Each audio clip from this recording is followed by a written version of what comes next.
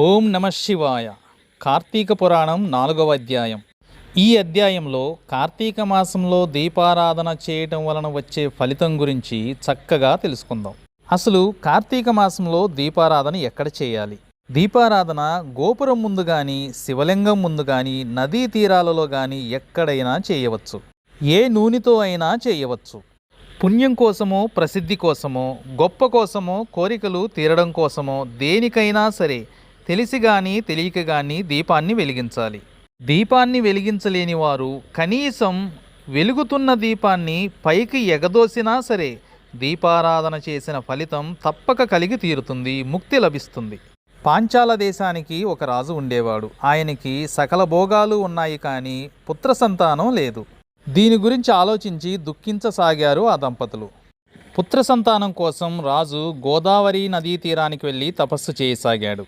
అటుగా వెళుతున్న పిప్పిలాద మహర్షి రాజును చూచి, ఓ రాజర్షి, నీ కోరిక ఫలించాలంటే తపస్సు కాదు, ఇది కార్తీక మాసం. ఈ మాసంలో ప్రతిరోజు దీపారాధన చేయి, నీ కోరిక తప్పక నెరవేరుతుంది అని చెప్పి వెళ్ళిపోయాడు. అప్పుడు రాజు తపస్సు మానేసి రాజ్యానికి వెళ్ళి ప్రతిరోజు దీపారాధన చేసి శివపూజలు చేయటం ప్రారంభించాడు. శివానుగ్రహం లభించింది. రాణి గర్భవతి అయ్యి పండంటి మగబిడ్డకు జన్మనిచ్చింది. రాజు ఆనందానికి అవధులు లేవు. రాజ్యమంతా చాటింపు వేయించాడు. ప్రతి సంవత్సరం కార్తీక మాసం అందరూ చేయాలి అని.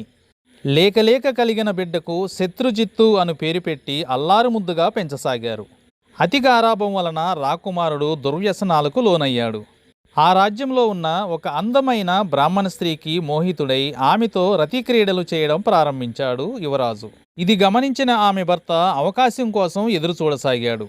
ఒకరోజు వీరిద్దరూ ఒక పాడుబడిన శివాలయంలో కలుసుకోవాలని నిశ్చయించుకున్నారు. అర్ధరాత్రి దాటినాక ఇద్దరు ఆ శివాలయం దగ్గరికి చేరుకున్నారు. మొత్తం చీకటి, ఏమీ కనిపించకపోవటం చేత రాజకుమారుడు దీపం ఉంటే బాగుంటుంది అనగానే బ్రాహ్మణ స్త్రీ తన చీర కొంగును చింపి ఒత్తి చేసింది. రాకుమారుడు వెళ్ళి ఆముదం తీసుకువచ్చి ప్రమిదిలో వేసి దీపాన్ని వెలిగించారు. వాళ్ళు సరస క్రీడల్లో మునిగిపోయినాక బ్రాహ్మణ స్త్రీ భర్త అదును చూసుకొని ఇద్దరిని చంపివేశాడు. తరువాత అదే కత్తితో తాను పొడుచుకొని మరణించాడు. ఇంతలో యమభటులు, శివభటులు ఇద్దరూ వచ్చారు. యువరాజుని, బ్రాహ్మణ స్త్రీని శివభటులు పుష్పక విమానంలో వెక్కించుకున్నారు.